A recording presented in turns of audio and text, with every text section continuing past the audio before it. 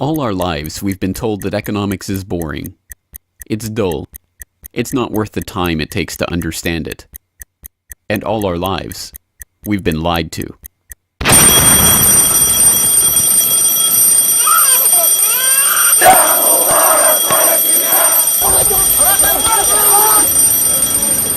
War, poverty, revolution. They all hinge on economics, and economics all rests on one key concept. Money. Money. It is the economic water in which we live our lives. We even call it currency. It flows around us, carries us in its wake, drowns those who are not careful. We use it every day, in nearly every transaction we conduct. We spend our lives working for it, worrying about it, saving it, spending it, pinching it. It defines our social status. It compromises our morals. People are willing to fight, die, and kill for it. But what is it? Where does it come from? How is it created? Who controls it? It is a remarkable fact that, given its central importance in our lives, not one person in 100 could answer such basic questions about money as these. So if you were planning a family, you'd want to know where babies come from. Yeah. And this is a lot about banking. So let me ask you, where does money come from? Where does the money come from? Where does any The money? government prints it. It's printed off. Where does money come from? How is new money created? By labor. People work and produce wealth, and the money is supposed to match that wealth. Where does money come from? Well, I have a pretty different outlook on money. It actually comes from like trees, right? But why is this? How could we be so ignorant about a topic of such importance? Where does money come from is a basic, childlike question. So why is our only response the childlike answer meant as a joke? It grows on trees. Such a profound state of ignorance could not come about naturally.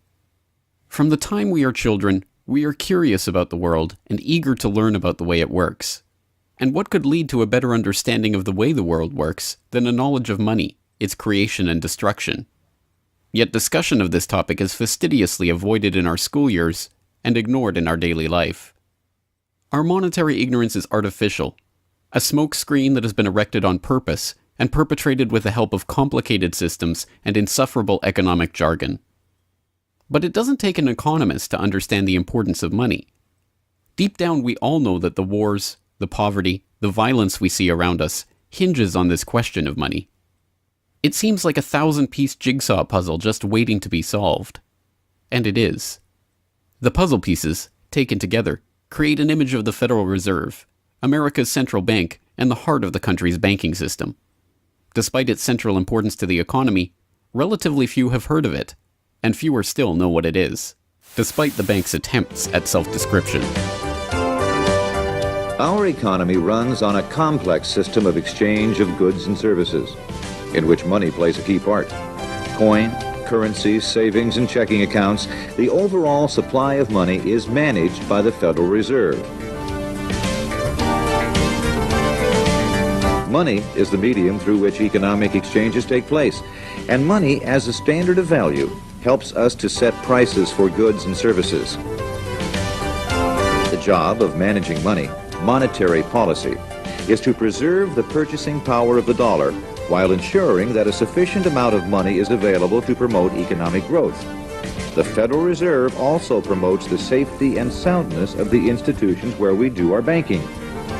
It ensures that the mechanisms by which we make payments, whether by cash, check, or electronic means, operate smoothly and efficiently.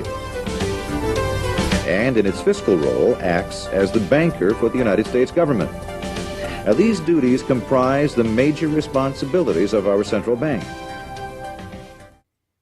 But in order to really understand the Federal Reserve, we must first understand its origins and context. We must deconstruct the puzzle. The first piece of that puzzle lies here, in the White House. This is where the Federal Reserve Act, then known as the Currency Bill, was signed into law after passing the House and Senate in late December 1913. The New York Times of Christmas Eve 1913 described the festive scene. The Christmas spirit pervaded the gathering. While the ceremony was a little less impressive than that of the signing of the Tariff Act on October 3rd last in the same room, the spectators were much more enthusiastic and seized every occasion to applaud. There in the White House that fateful December evening, President Wilson signed away the last veneer of control over the American money supply to a cartel, a well-organized gang of crooks so successful, so cunning, so well hidden that even now, a century later, few know of its existence, let alone the details of its operations. But those details have been openly admitted for decades. Of course, just as we have been taught to find economics boring, we have been taught that this story is boring. This is the way the Federal Reserve itself tells it. The United States was facing severe financial problems. At the turn of the century, most banks were issuing their own currency, called banknotes. The trouble was, currency that was good in one state was sometimes worthless in another. People began to lose confidence in their money, since it was only as sound as the bank that issued it. Fearful that their bank might go out of business, they rushed to exchange their banknotes for gold or silver. By attempting to do so, they created the Panic of 1907. During the panic, people streamed to the banks and demanded their deposits. The banks could not meet the demand. They simply did not have enough gold and silver coin available. Many banks went under. People lost millions of dollars. Businesses suffered, unemployment rose, and the stability of our economic system was again threatened. Well, this couldn't go on. If the country was going to grow and prosper, some means would have to be found to achieve financial and economic stability. To prevent financial panics like the one in 1907, President Woodrow Wilson signed the Federal Reserve Act into law in 1913. But this is history as told by the victors, a revisionist vision in which the creation of a central bank to control the nation's money supply is merely a boring historical footnote, about as important as the invention of the zipper or an early 20th century hula hoop craze. The truth is that the story of the secret banking conclave that gave birth to that Federal Reserve Act is as exciting and dramatic as any Hollywood screenplay or detective novel yarn, and all the more remarkable for the fact that it is all true. We pick up the story, appropriately enough, under cover of darkness. It was the night of November 22nd, 1910, and a group of the richest and most powerful men in America were boarding a private rail car at an unassuming railroad station in Hoboken, New Jersey. The car, waiting with shades drawn to keep onlookers from seeing inside, belonged to Senator Nelson Aldrich, the father-in-law of billionaire heir to the Rockefeller dynasty, John D. Rockefeller Jr. A central figure on the influential Senate Finance Committee where he oversaw the nation's monetary policy, Aldrich was referred to in the press as the general manager of the nation. Joining him that evening was his private secretary Shelton, and a who's who of the nation's banking and financial elite. A. Pyatt Andrew, the assistant treasury secretary, Frank Vanderlip, president of the National City Bank of New York, Henry P. Davison, a senior partner of J.P. Morgan Company, Benjamin Strong Jr., an associate of J.P. Morgan and president of Bankers Trust Co., and Paul Warburg, heir of the Warburg banking family and son-in-law of Solomon Loeb of the famed New York investment firm Kuhn, Loeb and Company. The men had been told to arrive one by one after sunset to attract as little attention as possible. Indeed, secrecy was so important to their mission that the group did not use anything but their first names throughout the journey, so as to keep their true identity secret even from their own servants and waitstaff. The movements of any one of them would have been reason enough to attract the attention of New York's voracious press, especially in an era where banking and monetary reform was seen as a key issue for the future of the nation. A meeting of all of them, now that would surely have been the story of the century. And it was. Their destination? The secluded Jekyll Island off the coast of Georgia, home to the prestigious Jekyll Island Club whose members included the Morgans, Rockefellers, Warburgs, and Rothschilds. Their purpose? Davison told intrepid local reporters who had caught wind of the meeting that they were going duck hunting. But in reality, they were going to draft a reform of the nation's banking industry in complete secrecy. G. Edward Griffin, the author of the best-selling The Creature from Jekyll Island and a longtime Federal Reserve researcher, explains. What happened is that the banks decided that since there was going to be legislation anyway to control their industry, that they wouldn't just sit back and wait and see what happened and cross their fingers that it would be okay. They decided that to do what so many cartels do today, they decided to take the lead, and they would be the ones calling for regulations and reform. They like the word reform, and the American people are suckers for the word reform. You just put that into any corrupt piece of legislation, call it reform, and people say, oh, I'm all for reform, and so they vote for it or accept it. So that's what they were doing. They decided, we will reform our own industry. In other words, we will create a cartel, and we will give the cartel the power of government. We'll take our cartel agreement so that we can self-regulate to our advantage, and we'll call it the Federal Reserve Act. And then we'll take this cartel agreement to Washington and convince those idiots there to pass it into law. And that basically was the strategy. It was a brilliant strategy. Of course, we see it happening all the time, and certainly in our own day today, we see the same thing happening in other cartelized industry. Right now, we're watching it unfold in the field of healthcare, but at that time, it was banking, all right? And so the banking cartel wrote their own rules and regulations, called it the Federal Reserve Act, got it passed into law, and it was very much to their liking because they wrote it. And in essence, what they had created is a set of rules which made it possible for themselves to regulate their industry, but they went even beyond that. In fact, it's clear to me when I was reading their letters and their conversations at the time and the debates that they never dreamed that Congress would go along and also give them the right to issue the nation's money supply. I mean, not only were they now going to regulate their own industry, which is what they started out as wanting to do, but they got this incredible gift that they didn't dream would be given to them, although they were negotiating for it. And that was Congress gave them the authority to issue the nation's money.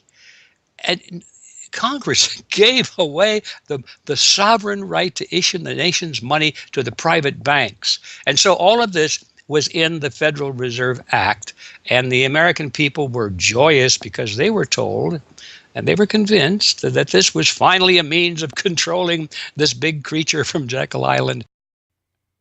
Amazingly enough, they were successful, not just in conspiring to write the legislation that would eventually become the Federal Reserve Act, but in keeping that conspiracy a secret from the public for decades. It was first reported on in 1916 by Bertie Charles Forbes, the financial writer who would later go on to found Forbes magazine. But it was never fully admitted until a quarter century later, when Frank Vanderlip wrote a casual admission of the meeting in the February 9th, 1935 edition of the Saturday Evening Post. I was as secretive, indeed as furtive, as any conspirator.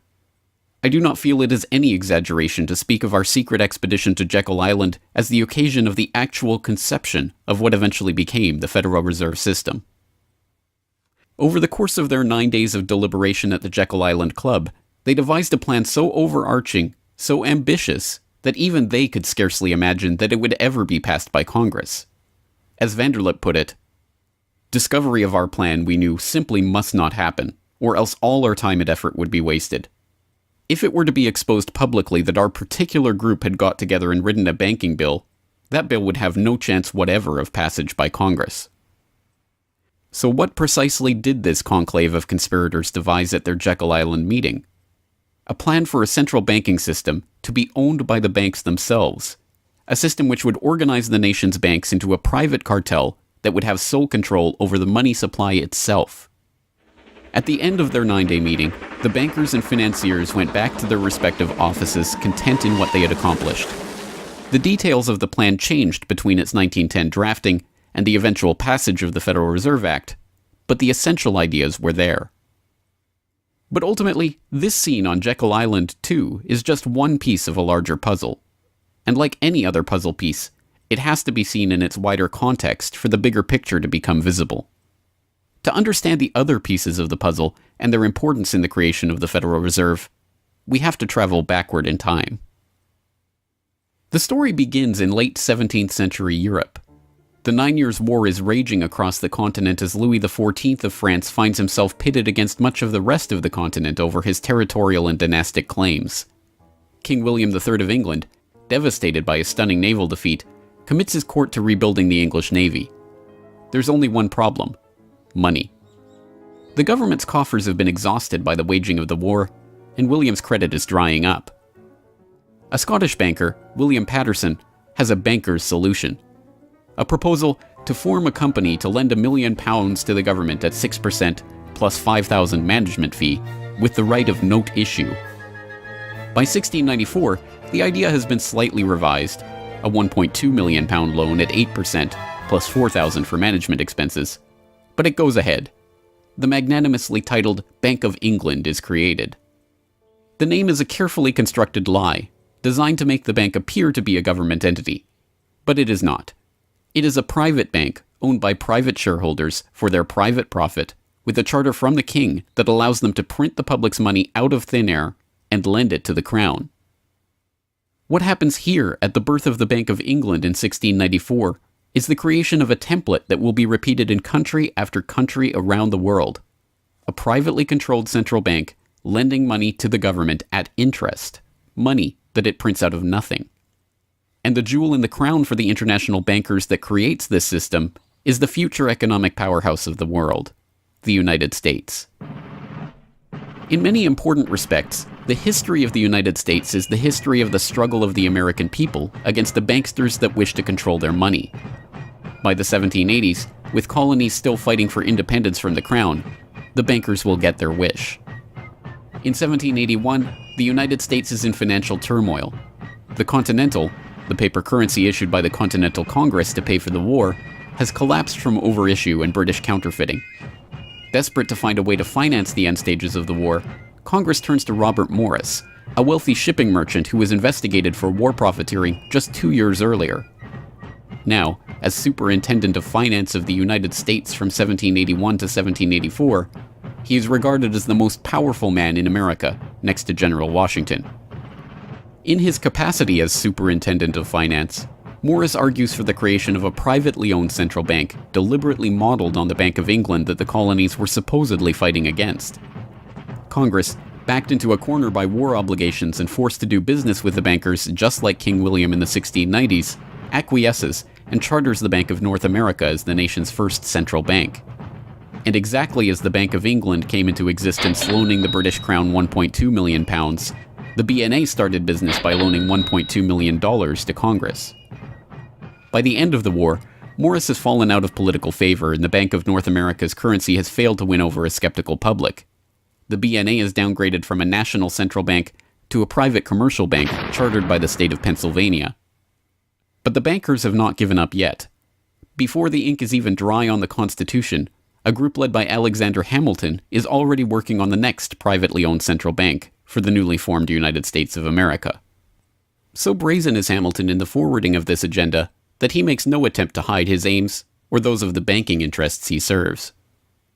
A national debt, if it is not excessive, will be to us a national blessing, he wrote in a letter to James Duane in 1781. It will be a powerful cement of our union. It will also create a necessity for keeping up taxation to a degree which, without being oppressive, will be a spur to industry. Opposition to Hamilton and his debt-based system for establishing the finances of the U.S. is fierce.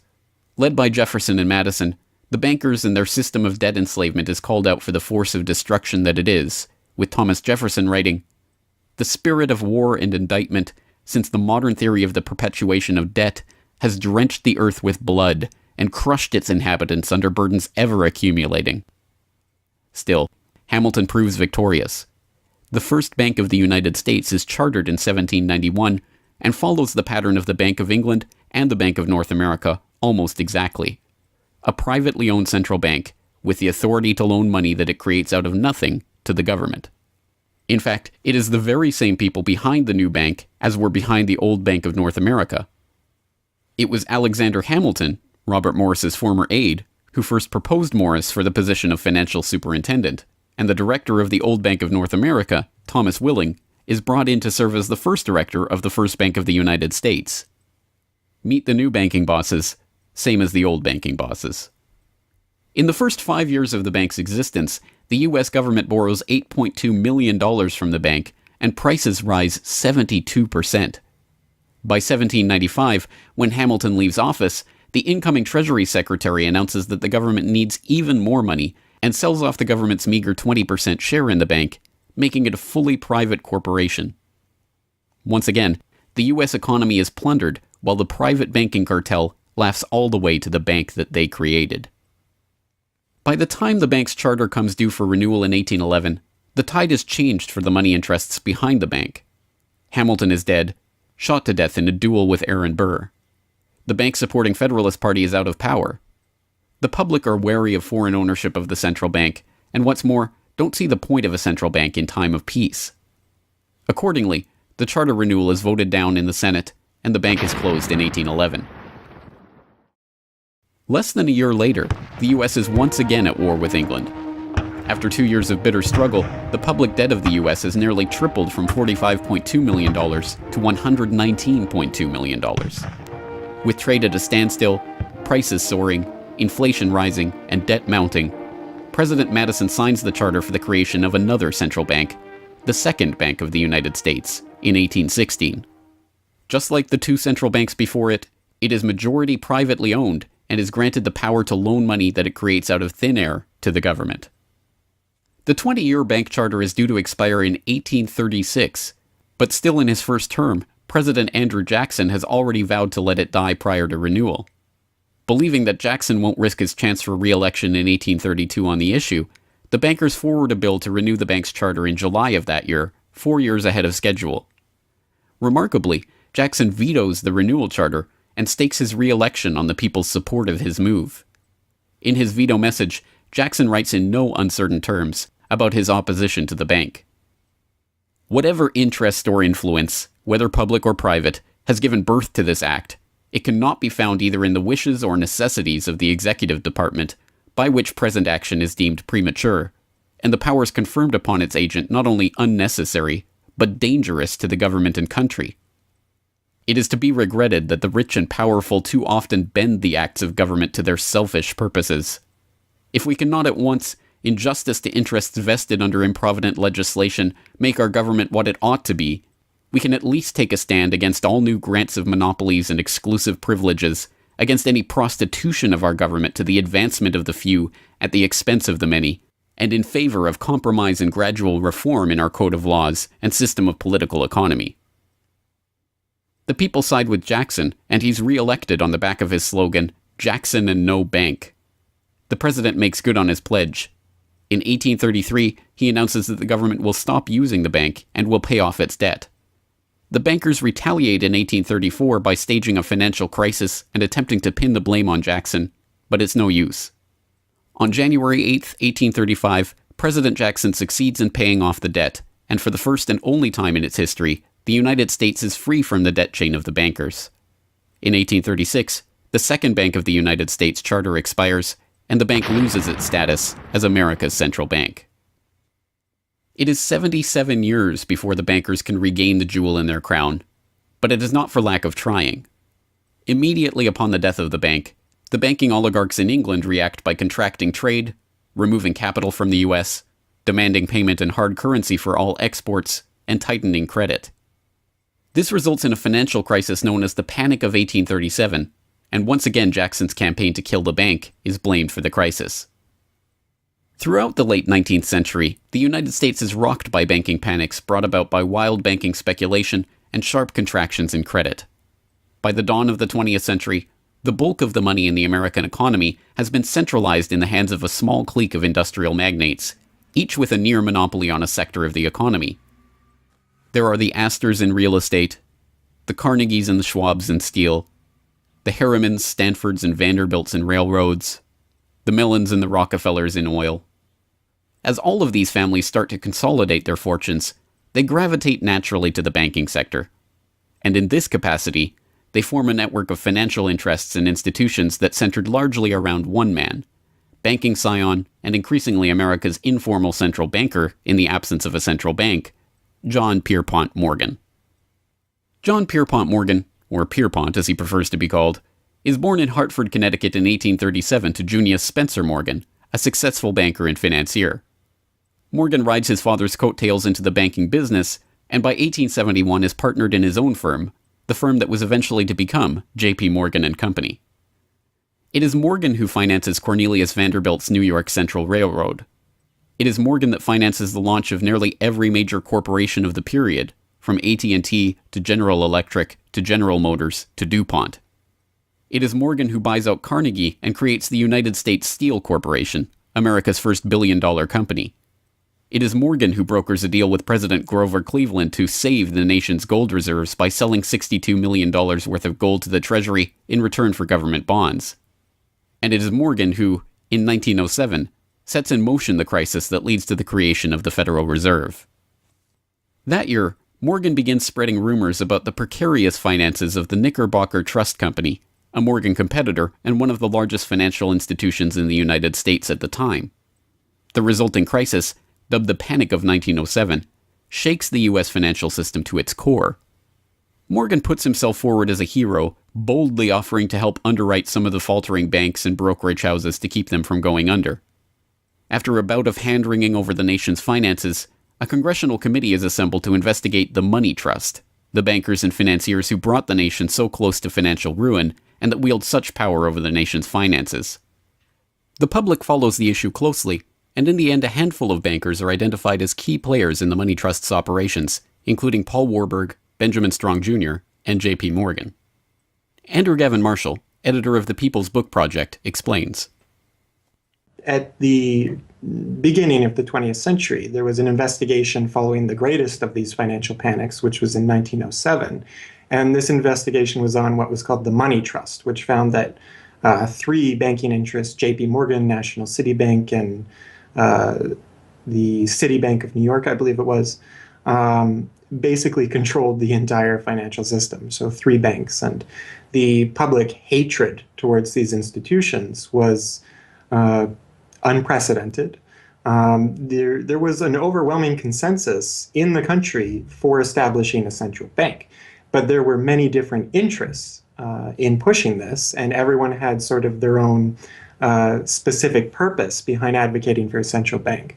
So to represent the most people, you had farmer interests, populists, progressives, who were advocating a central bank because they couldn't take the recurring panics, but they wanted government control of a central bank.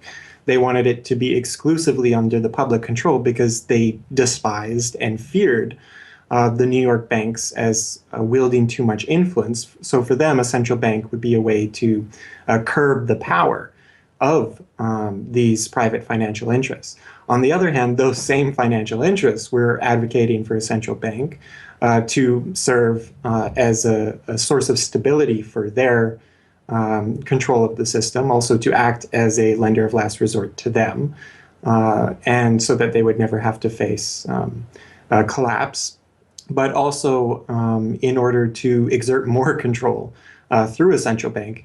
The private New York banking community wanted a central bank under the exclusive control of them. There's a shocker. So you had all these various different interests which converged. Of course, the most influential happened to be the New York financial houses, which were more aligned with European financial houses than they were with any other element in American society. The main individual behind the founding of the Federal Reserve was Paul Warburg, who was a partner with Kuhn Loeb and Company, European banking house. His brothers were prominent bankers in Germany at that time, and he had, of course, close connections with every major financial and really big industrial firm in the United States, and most of those existing in Europe.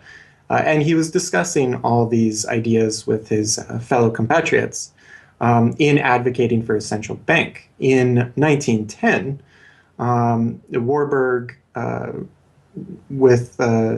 the support of a senator named Senator Aldrich, whose family later married into the Rockefeller family. Again, I'm sure just a coincidence, but Aldrich invited Warburg and a number of other bankers to a private, secret meeting on Jekyll Island, just off the coast of Georgia, where they met in 1910 to discuss the construction of a central bank in the United States, but one which, of course, would be owned and serve the interests of the private bankers.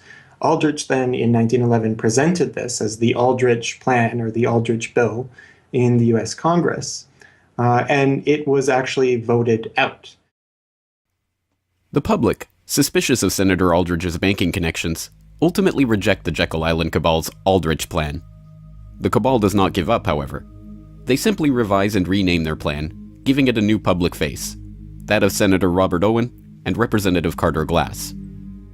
In the end, the money trust that was behind the Panic of 1907 uses the public's own outrage against them to complete their consolidation of control over the banking system. The newly retitled Federal Reserve Act is signed into law on December 23, 1913, and the Fed begins operations the next year.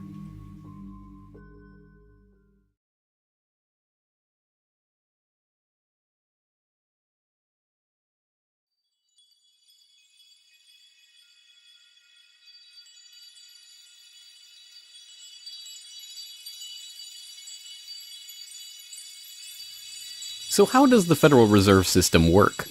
What does it do? Who owns and controls it? These are the basic questions that would get to the heart of the fundamental question, what is money?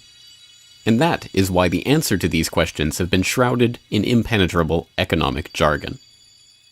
Even the Federal Reserve's own educational propaganda, which has an unusual tendency towards cutesy animation and talking down to its audience, has a difficult time summarizing the Fed's mission and responsibilities. According to the Fed, to achieve these goals, the Fed, then and now, combines centralized national authority through the Board of Governors, remember that on the map, with a healthy dose of regional independence through the reserve banks. A third entity, the Federal Open Market Committee, brings together the expertise of the first two in setting the nation's monetary policy. Precisely what imaginary gaggle of schoolchildren is this economic gibberish aimed at? The simple truth, hidden behind the sleight of hand of economic jargon and magisterial titles, is that a banking cartel has monopolized the most important item in our entire economy: money itself. We are taught to think of money as the pieces of paper printed in government printing presses or coins minted by government mints. While this is partially true, in this day and age, the actual notes and coins circulating in the economy represent only a tiny fraction of the money in existence. Over 90% of the money supply is in fact created by private banks as loans that are payable back to the banks at interest. Although this simple fact is obscured by the wizards of Wall Street and gods of money who want to make the money creation process into some special art of alchemy carefully overseen by the government, the truth is not hidden from the public. In December 1977, the Federal Reserve Bank of New York published another of its dumbed-down cartoon-ridden information pamphlets for the general public, attempting to explain the functions of the Federal Reserve System. There in black and white, they carefully explain the money creation process. Commercial banks create checkbook money whenever they grant a loan, simply by adding new deposit dollars to accounts on their books in exchange for a borrower's IOU. Banks create money by monetizing the private debts of businesses and individuals. That is, they create amounts of money against the value of those IOUs. There it is, in plain English. The vast majority of money in the economy, the checkbook money in our accounts at the bank and that we use in our electronic transfers and digital payments, is created not by a government printing press, but by the bank itself. It is created out of thin air as debt, owed back to the bank that created it at interest.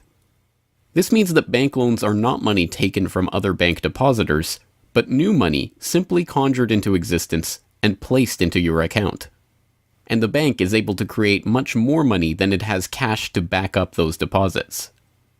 The Fed claims to be the entity overseeing and backing up the banking industry. It was established, according to its own propaganda, to stabilize the system and prevent bank runs like the Panic of 1907 from happening again. Throughout much of the 1800s, almost any organization that wanted could print its own money. As a result, many states, banks, and even one New York druggist did just that. In fact, at one time, there were over 30,000 different varieties of currency in circulation. Imagine the confusion. Not only were there multitudes of currencies, some were redeemable in gold and silver, others were backed by bonds issued by regional governments. It was not unusual for people to lose faith both in the value of their currency and in the entire financial system. With many people trying to withdraw their deposits at once, sometimes the banks didn't have enough money on hand to pay their depositors. Then, when the funds ran out, the banks suspended payment temporarily, and some even closed. People lost their entire savings, and sometimes regional economies suffered. Obviously, something had to be done, and in 1913, something was. In that year, President Woodrow Wilson signed into effect the Federal Reserve Act. This act created the Federal Reserve System to provide a safer and more stable monetary and banking system. If that was indeed its aim, it signally failed to do so in running up one of the greatest bubbles in American history to that point in the 1920s, just a decade after its creation. The popping of that bubble, of course, led directly into the Great Depression and one of the greatest periods of mass poverty in American history. Economists have long argued that the Fed itself was the cause of the Depression by its complete mismanagement of the money supply. As former Federal Reserve Chairman Ben Bernanke admitted in a speech commemorating Fed critic Milton Friedman's 90th birthday, regarding the Great Depression, "You're right, we did it. We're very sorry. But thanks to you, we won't do it again." Price stability is another cited tenet of the Federal Reserve's mandate. But here, too, the Fed has completely failed to live up to its own standards. Aside from the banking system, the Federal Reserve has another responsibility that's probably even more important. It's in charge of something called monetary policy. Basically, it means trying to keep prices stable to avoid inflation. Say you buy a CD today for $14. But what if next year the price of the CD jumped to $20 or $50?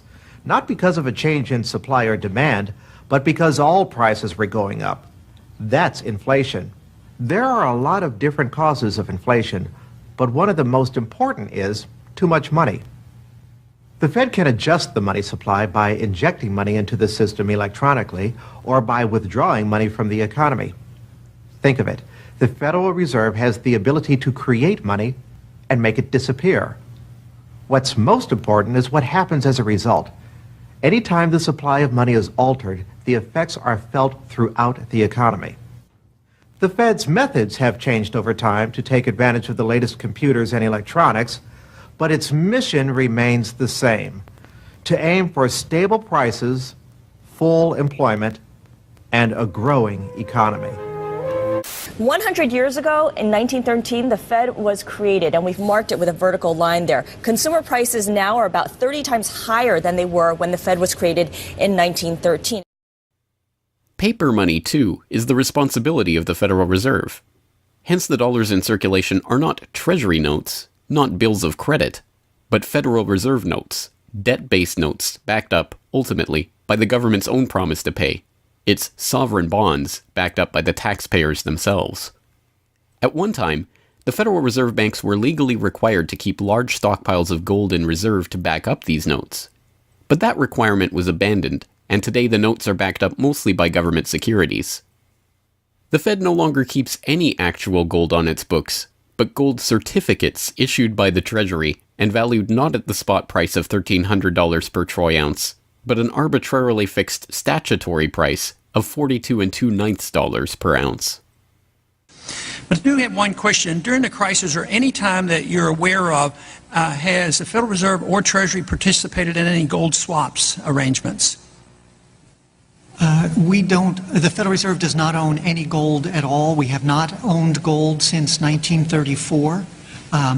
So we have not engaged in any gold swaps. But it appears on your balance sheet that you hold gold. What appears on our balance sheet is gold certificates. When we turned in Before 1934, the Federal Reserve did own gold. We turned that over by law to the Treasury and received in return for that gold certificates.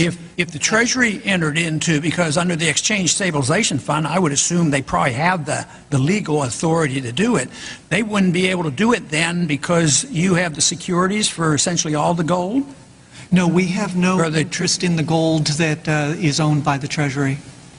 We have simply an accounting document that is called gold certificates that represents the value at a statutory rate and still that we gave to the Treasury in 1930. And still measured at $42 an ounce, which makes no sense whatsoever. Clearly, there is a discrepancy between what we are led to believe is motivating the Fed and what it actually does. To understand what the Fed is actually intended to do, it's first important to understand that the Federal Reserve is not a bank per se, but a system. This system codifies, institutionalizes, oversees, and undergirds a form of banking called fractional reserve banking, in which banks are allowed to lend out more money than they actually have in their vaults. The whole process starts, the process of decay and corruption starts with something called fractional reserve banking. That's the technical name for it. And what that really means is that as the banking institution developed over several centuries, starting, of course, in Europe, it developed the practice of legalizing a certain dishonest accounting procedure.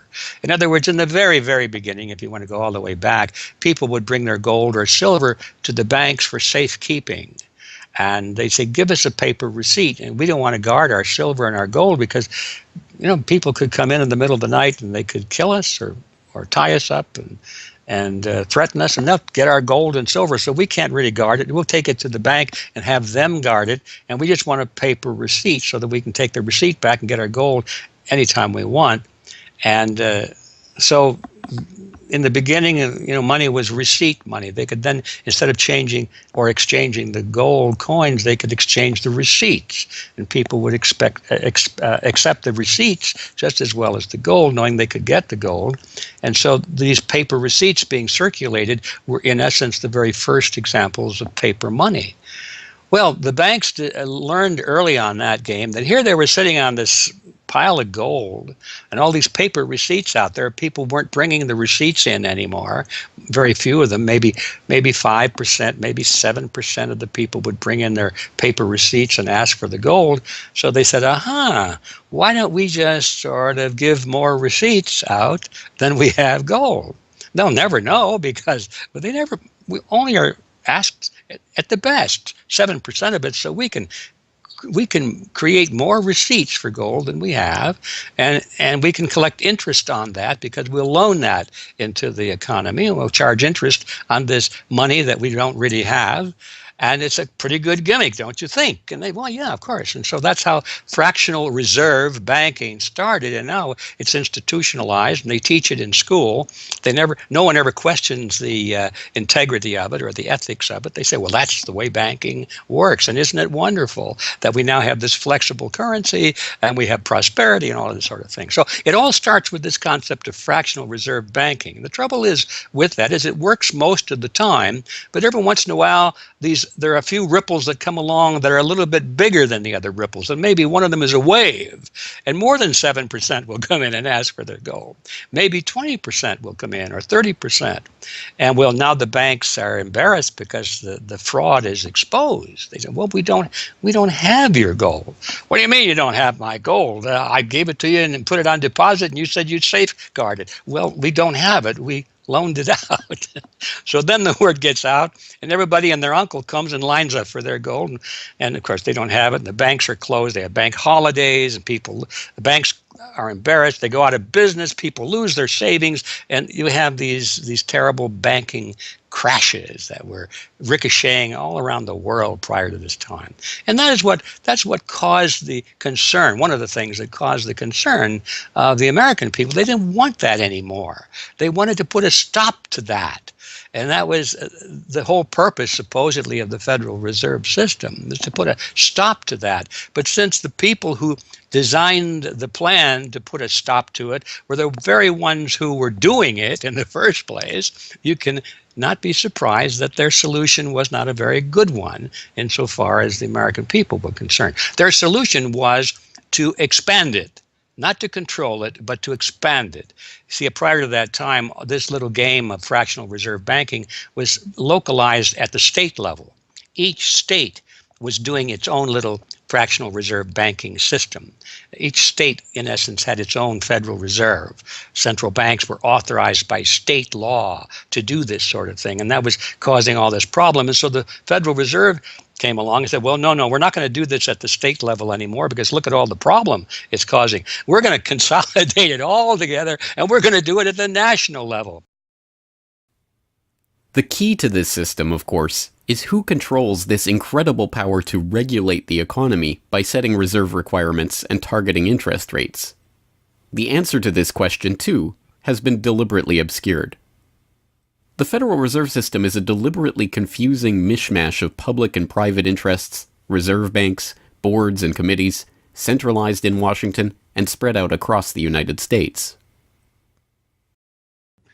So you have the Federal Reserve Board in Washington, appointed by the president. That's the only part of this system that is directly dependent upon the government for input. That's the federal part, that the government, the president specifically, gets to choose a few select governors.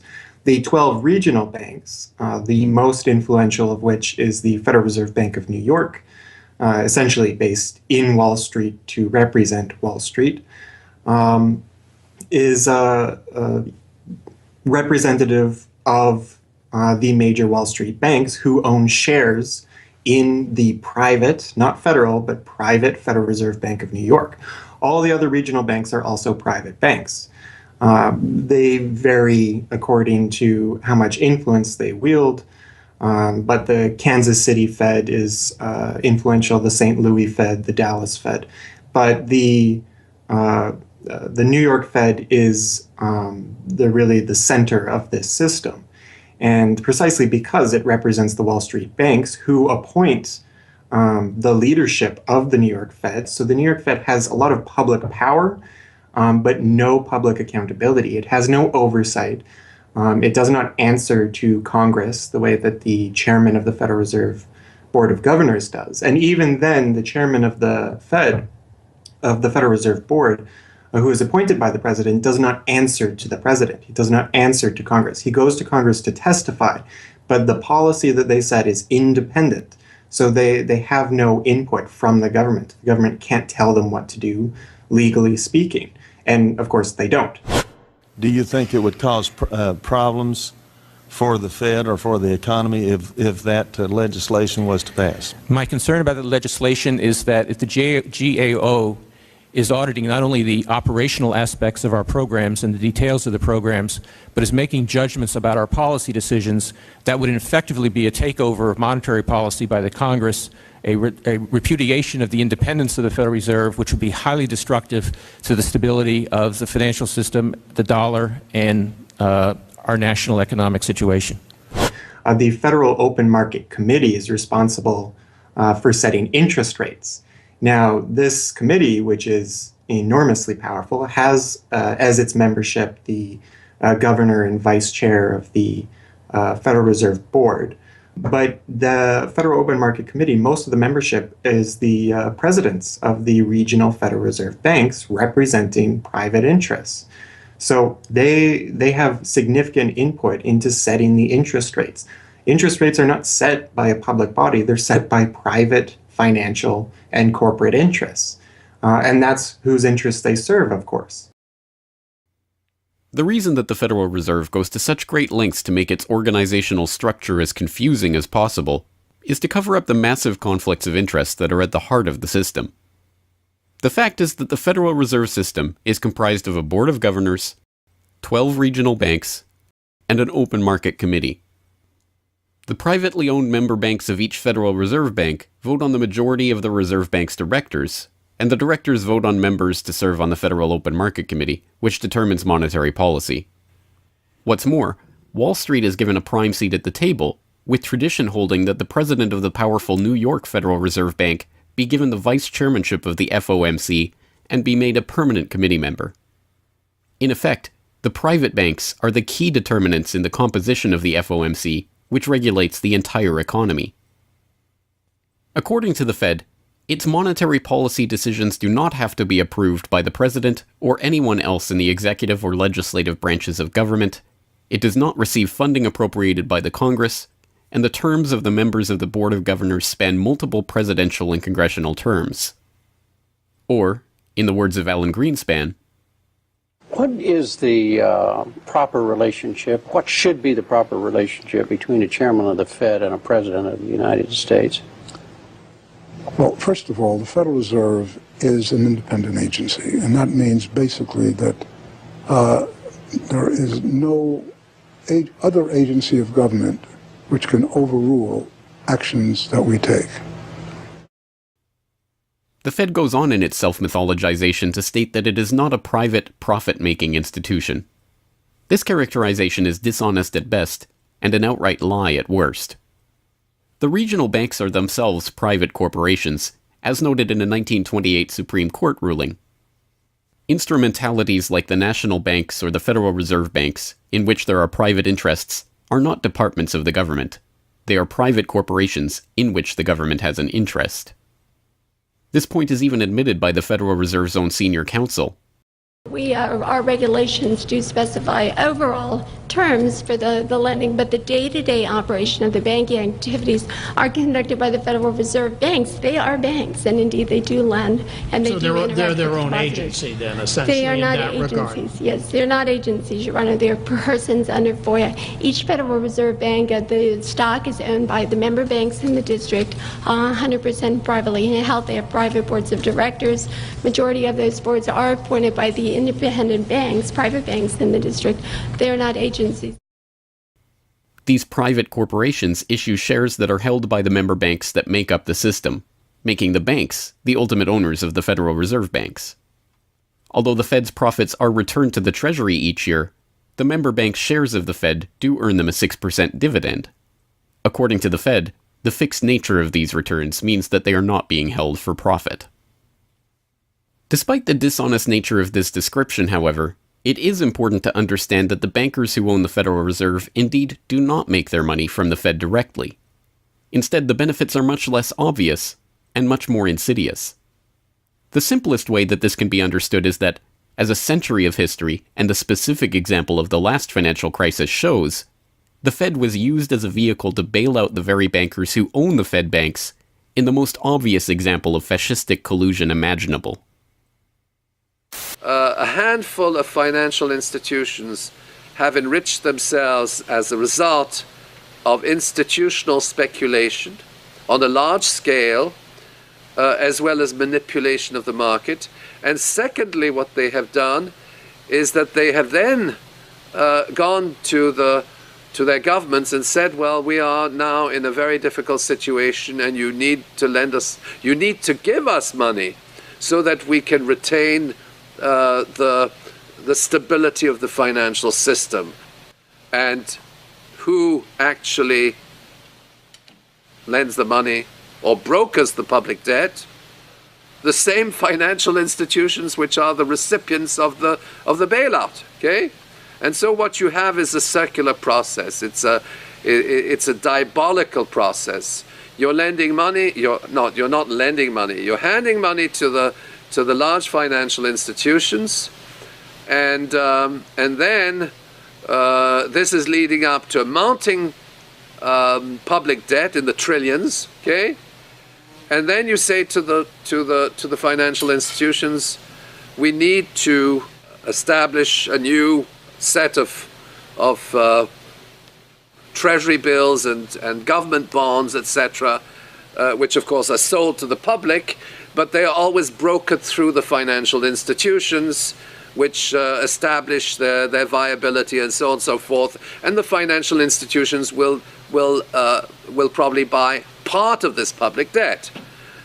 So that in effect what the government is doing is financing its own indebtedness through the bailouts. It hands money to the banks, but to hand the money to the banks, it becomes indebted to those same financial institutions, and then it says, well, we now have to emit large amounts of public debt. Please, can you help us? And then the banks will say, well, your books are not quite in order. And then the government will say, well, obviously they're not in order because we've just handed you $1.4 trillion of bailout money, and we're now in a very difficult situation, so we need to borrow money from the people who are, in fact, the recipients of the bailout. So this is really what we're dealing with. We're dealing with a circular process.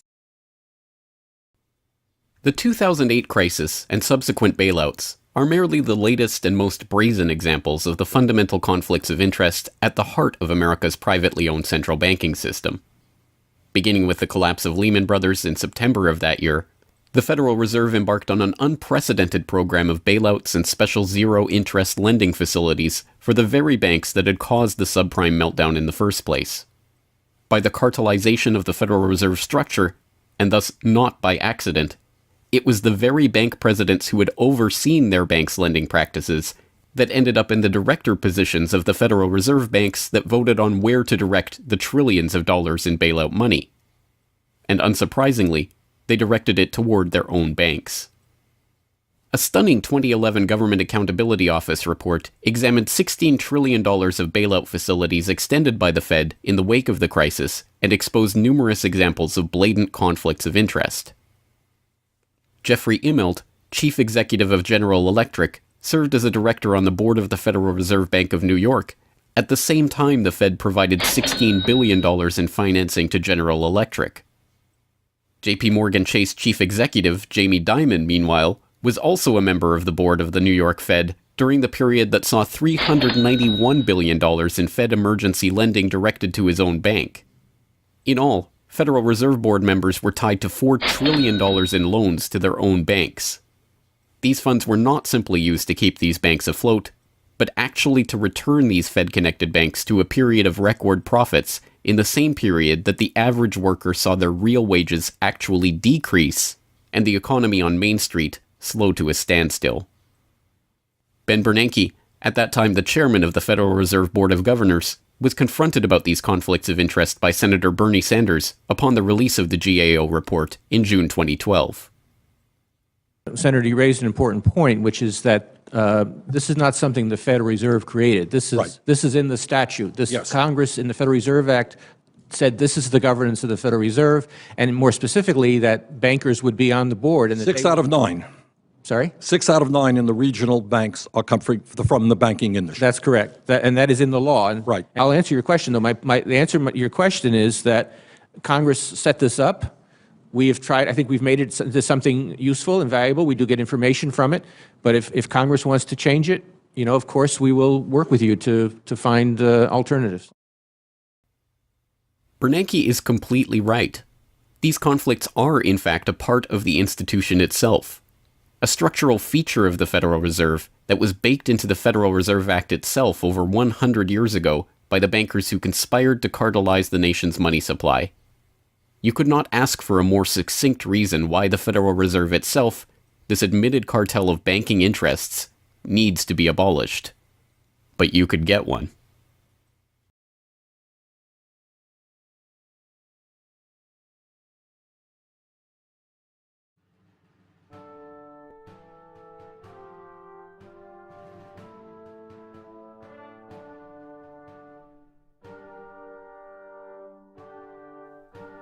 We now know that for centuries, the people of the United States have been at war with the international banking oligarchs. That war was lost, seemingly for good, in 1913 with the creation of the Federal Reserve. With the passage of the Federal Reserve Act, President Woodrow Wilson consigned the American population to a century in which the money supply itself has depended on the whims of the banking cabal. A century of booms and busts, bubbles and depressions, has led to a wholesale redistribution of wealth toward those at the very top of the system. At the bottom, the masses toil in relative poverty, single-income households becoming double-income households out of necessity, their quality of life being slowly eroded as the Federal Reserve notes that pass for dollars are themselves devalued. Worse yet, the fraud itself perpetuates Alexander Hamilton's persistent myth that a national debt is necessary at all. The US is now locked into a system whereby the government issues bonds to generate the funds for their operations, bonds that are backed up by the taxation of the public's own labor. The perpetrators of this fraud, meanwhile, remain in the shadows, largely ignored by a general public that could instantly recognize the latest Hollywood heartthrob or pop idol, but have no clue what the head of Goldman Sachs or the New York Fed does, let alone who they are. This cabal bear allegiance to no nationality, no philosophy or creed, no code of ethics. They are not even motivated by greed, but power. The power that the control of the money supply inevitably brings with it. After a person has all the money in the world that you could possibly use to buy anything you want, what's left to capture your imagination? And the answer, of course, is power. Power over people. Now, money is power over people, but there's another power over people as well, and that is the political power, the social power. And I think this has now become the dominant driving force of these people. They've already got the money. They've got it locked down. Now they're striving for this new world order, as their name for it. They want all of the world into one political unit, which they dominate, not only with money, but with military and psychological means and education and media and propaganda. They want total control over every human on the planet. And by golly, they're moving pretty rapidly in that direction. It did not take long for this lust for power to rear its head. In 1921, just 7 years after the Fed began operations, the same J.P. Morgan-connected banking elite that founded the Federal Reserve incorporated an organization called the Council on Foreign Relations with the goal of taking over the foreign policy apparatus of the United States, including the State Department. In this quest, it was remarkably successful. Although there are only about 4,000 members in the organization today, its membership has included 21 Secretaries of Defense, 18 Treasury Secretaries, 18 Secretaries of State, 16 CIA directors, and many other high-ranking government officials, military officers, business elite, and, of course, bankers. The first director of the CFR was John W. Davis, J.P. Morgan's personal lawyer and a millionaire in his own right. Together with its sister organizations in Britain and elsewhere around the world, these groups would work together toward what they called a New World Order of total financial and political control directed by the bankers themselves. As Carroll Quigley, noted Georgetown historian and mentor of Bill Clinton, wrote in his 1966 work, Tragedy and Hope, A History of the World in Our Time, the powers of financial capitalism had a far-reaching aim, nothing less than to create a world system of financial control in private hands, able to dominate the political system of each country and the economy of the world as a whole. This system was to be controlled in a feudalist fashion by the central banks of the world acting in concert, by secret agreements arrived at in frequent private meetings and conferences. The apex of the system was to be the Bank for International Settlements in Basel, Switzerland, a private bank owned and controlled by the world's central banks, which were themselves private corporations. This is why the bankers and their partners in government and business conspired to bring about the 2008 crisis. Not for the pursuit of money, but power. In the same way the bankers used the Panic of 1907 to consolidate their control over the money supply, they hope to use the 2008 crisis and subsequent panics, which they themselves have created, to consolidate their political control. The International Summit for the Global Financial Crisis has been expanded from G7 to G20 because the leading 7 developed countries cannot solve the crisis alone. This expanded meeting raises the question whether a new global financial system will be created. So is this some sort of a new world order, which Gordon Brown kind of alluded to? British Prime Minister Gordon Brown has described the quote-unquote guiding principles to be addressed at the summit. They are transparency, sound banking, responsibility, integrity, and get this, global governance, unquote. I think a new world order is emerging, and with it the foundations of a new and progressive era of international cooperation. The inevitable conclusion, one that flows necessarily from the true understanding of this situation, is that the Federal Reserve System needs to be consigned to the dustbin of history. After a century of enslavement, it is time for the American public to finally throw off the bankers' debt chains. If there was ever a point in human history to start questioning alternatives, this would be it. And to think that where we are and simply say, oh, well, this is the best of our options. How many of the best options lead to self-destruction? Doesn't sound like a best option. I think that with a world of 7 billion people, we can probably come up with something better than a system in which a few thousand people benefit so much at the expense of everything else on this world, and at the expense of the potential for the future of mankind. They're leveraging our future.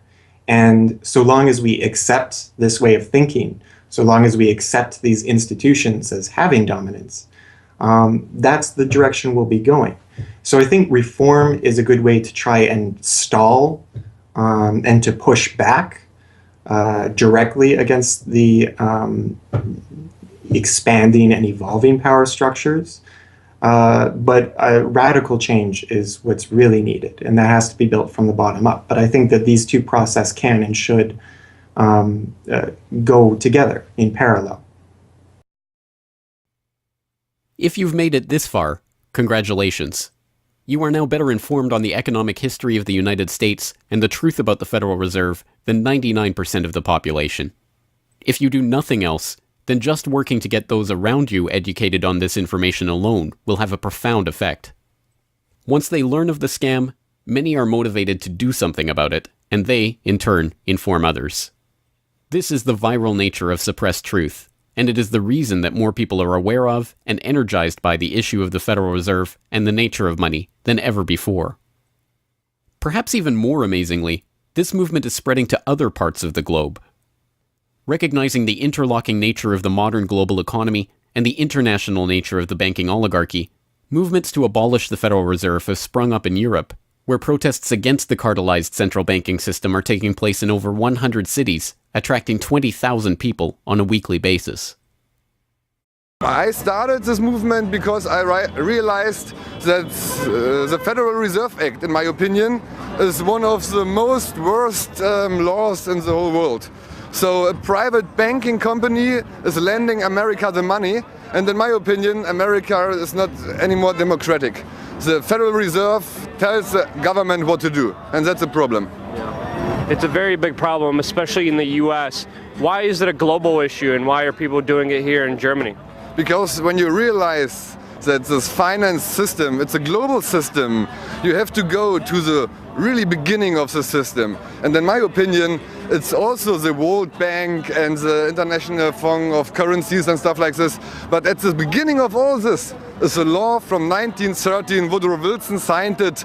And this is the beginning of all this hardcore capitalism we are suffering right now from. And the only way to stop this is maybe to break this law.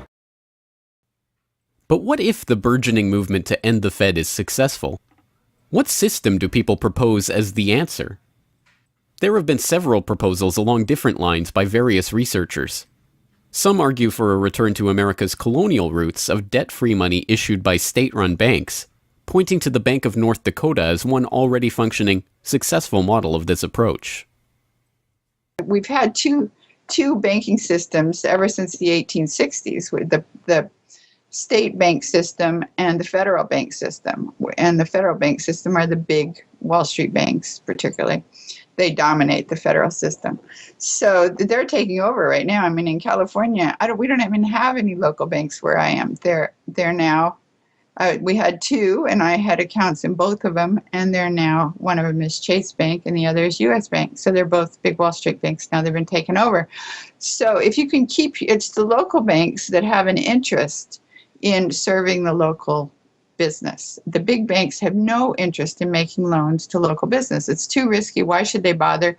They've got this virtually free money they can get from the Fed and from each other, and it's much more lucrative to them either to speculate in commodities or other things abroad, or what works very well for them is to buy long-term government bonds at 3%, because these have no capital requirement. The capital requirement for government bonds are 0. So they can buy all of those that they want. Whereas if they buy, let's say, mortgages, or if they make loans for mortgages, or they make loans to businesses, then they have to worry about their capital requirement. And as soon as they've used up all their capital, in other words, $8 of capital will get you $100 of loans, then they can't make any more loans. They have to wait for 30 years till those loans get paid off. So what they do, if they do buy mortgages, is sell them off to investors. And so that was the whole mortgage-backed securities scam that we've seen. They had no motivation to make sure that these borrowers were actually sound borrowers. They just wanted to make a sale, so they sold the stuff to the unwary investors who might be somebody in Iceland or Sweden or pension funds. Yeah, so that didn't work out so well. So a state bank with the partnering with the local banks can provide the capital, can help them with capital.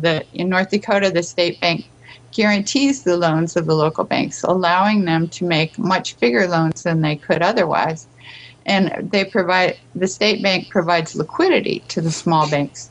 That's why the small banks, the local banks, aren't making loans to small business right now, because they don't know that they can get money from the other banks as needed. The way banking works is they make the loan first. If you have credit lines to many different businesses, and if they all hit up their credit lines at once, you're going to run out of money.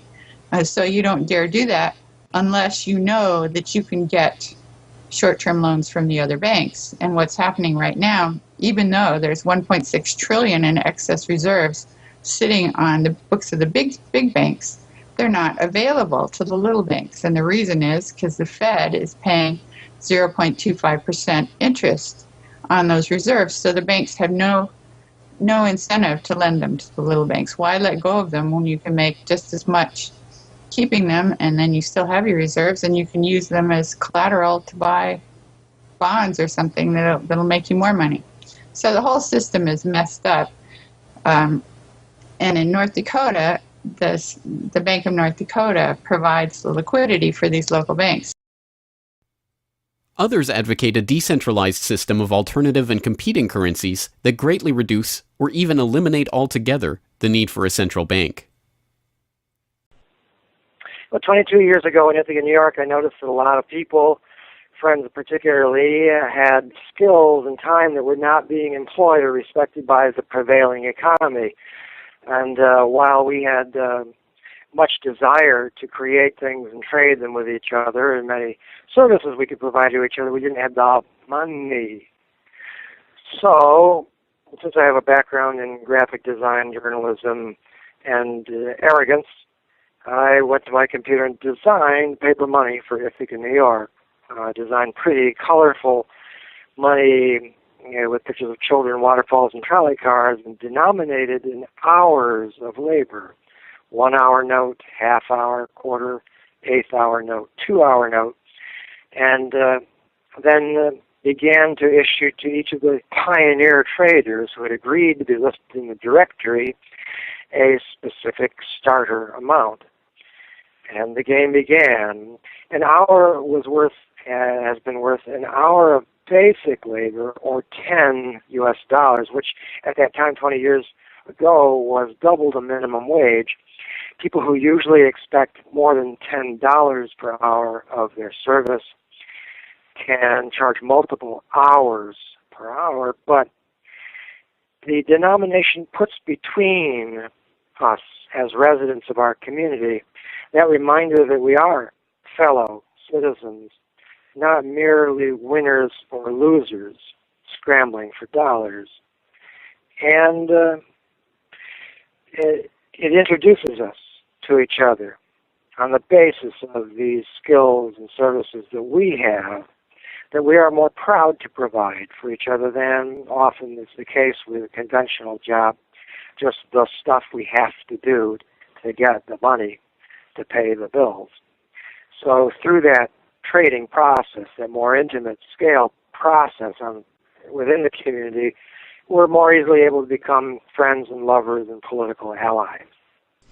It's an inspiring story, and tell people about how much money has circulated through this community. I mean, it's important for people to understand just how successful this has been. Because we're not a computer system, we don't have a specific volume of trading recorded, but by the grapevine, by phone surveys, and over the years watching the money move, we were able to guess very reliably at several $1 million equivalent of this money has transacted over those years, making loans without charging interest up to $30,000 value, which is the fundamental monetary revolution in our system. Then as well, making grants of the money to over 100 community organizations. Some argue for currencies whose mathematical nature prevent them from being merely conjured into existence whenever a federal government wants to wage another war of aggression or forge another link in the seemingly endless train of governmental tyranny and abuse. What people have to understand about Bitcoin is that it's a completely decentralized network. There's no central server, there's no controlling company, there's no office. It's just free software that anyone can download and start running on their computer anywhere in the world. And that the Bitcoins themselves can be transferred to or from anyone anywhere in the world. And it's impossible for any bank or government or entity to block you from sending or receiving those Bitcoins. There's a limited supply of those Bitcoins. There will never, ever, ever be more than 21 million Bitcoins. And so because, like everything, the price is set based on supply and demand, because the supply of Bitcoins is limited and the demand is increasing as more and more people start to use them and more websites start to accept them, the price of Bitcoins in terms of dollars is going to have to increase even a lot more than the $500 per Bitcoin that it is today.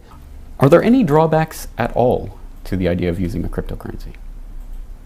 If you're part of the current power elite that can just print money at will to spend on whatever you feel like, then yeah, the world switching over to Bitcoin is probably not going to benefit you. But if you're one of the normal people that aren't working for the Federal Reserve or any central bank that's printing money to pay to your friends and that sort of thing, then a Bitcoin world is a wonderful thing for you.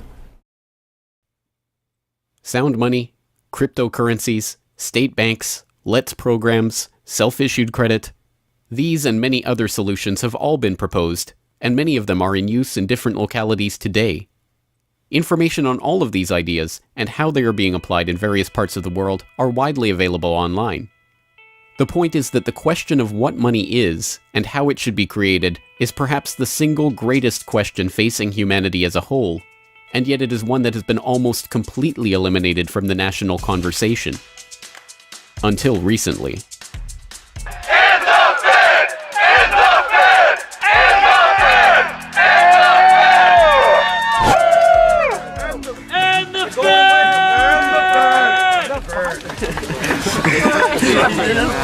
It's not even real paper. What the hell? We need some hands here.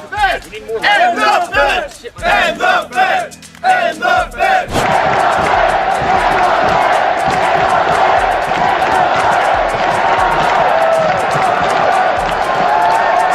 I haven't even gotten to that part yet.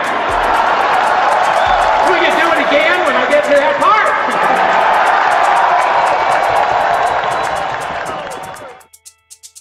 And so the rest of the story is now in our hands. Once we understand the scam that has taken place, the gradual consolidation of wealth and power in the hands of an elite few banking oligarchs, and the growing impoverishment of the masses, all in the name of banking funny money created out of nothing and loaned to the public at interest, we can choose to get active or to do nothing at all. For those who choose to get active, there are some steps that you can take to help change the course of the system. First, follow the links and resources from the transcript of this documentary at corbettreport.com/Federal Reserve to familiarize yourself with the history, the connections, and the functions of the Federal Reserve System. If you can't explain this material to yourself, then you will never be able to teach it to others. Secondly, begin reaching out to others to bring them up to speed on the issue. It can be as simple as broaching this conversation in the Monday morning water cooler talk, or passing out a copy of this documentary, or sending out links to this information to your email list. Insert this topic into your conversations. When people start talking about the national debt, or the state of the economy, or other political talking points, get them to question the roots of these issues, and why there is a national debt at all. Thirdly, when you are able to find or create a group of like-minded people in your area who are engaged with the issue, start a study group on the issue and its solutions. The study group can help source alternative or complementary currencies in the local area, or, if none exist already, the group can form the basis for a community of local businesses and customers who are willing to start experimenting with ways to wean themselves off of the Federal Reserve notes. Fourthly, use the resources at corbettreport.com, including the Federal Reserve information flyer, or hold DVD screenings, to attract interest in your group and draw others into studying the true nature of the monetary system. The work of building up an alternative to the current system can seem daunting, even at times overwhelming. But it is important to keep in mind that the Federal Reserve System that seems so monolithic today has only been around for 1 century. Central banks have been defeated in America before, and they can be defeated again. The question of how we decide to change this system is not rhetorical.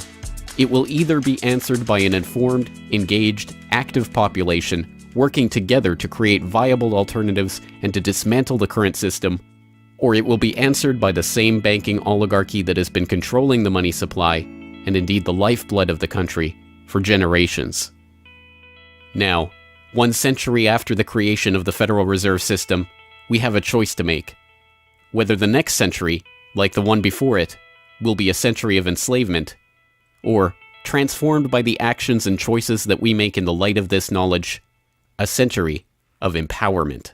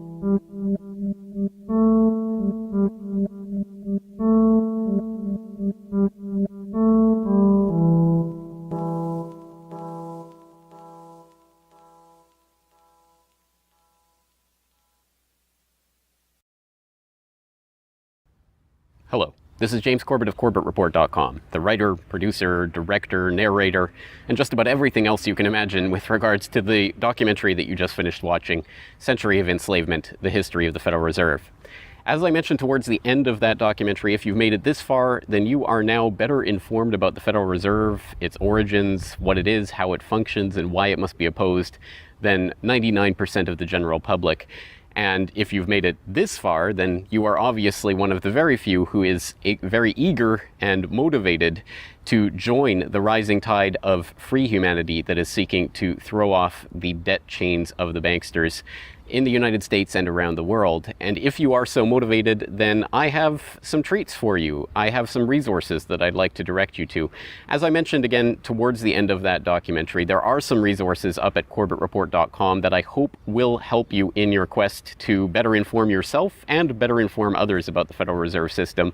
Because once again, if you can't explain this to yourself, then how could you ever hope to explain it to anyone else? So I think the first quest that we must all engage in is to improve our own understanding of the Federal Reserve System and how it functions, and then to spread that information to others. And on that note, once again, if you go to corbettreport.com, you'll be able to find, first and foremost, this documentary itself is, of course, 100% freely available online, which you would know because you're watching this right now. So, of course, there will be links to the YouTube version of this documentary or the downloadable MP4 version on my website. There's also audio MP3 files available for download.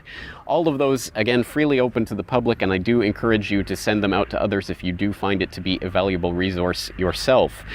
And once you're there at corbettreport.com, you'll find not only the documentary itself, but also a transcript of the documentary, complete with hyperlinks to all of the source documents, videos, articles, all of the information that was used to compile this documentary. So I hope that will be a valuable resource, again, for people who are looking to put this information together in a way that makes sense in their own head, and so that they can see where all of this information is coming from, much of it sourcing from the Federal Reserve itself. So I hope that the hyperlinked transcript will be valuable to people out there who are seeking to broaden their understanding of these topics.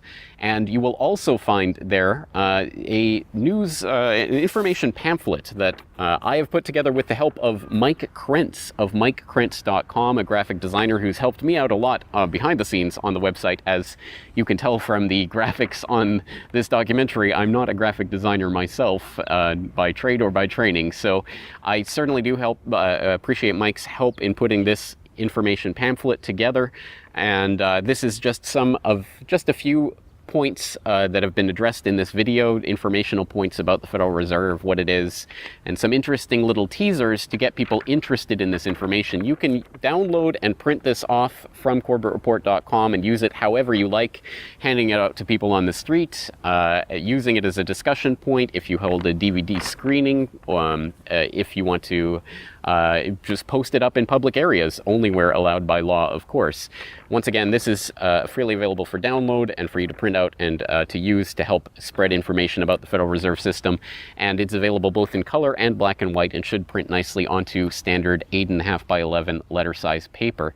So that will all be up there at the website, along with, of course, an actual DVD version of this documentary. Once again, if you do find this information useful, then I hope you will try to spread it to others. There are a lot of people who prefer the online link, but there will be some people who you cannot reach online.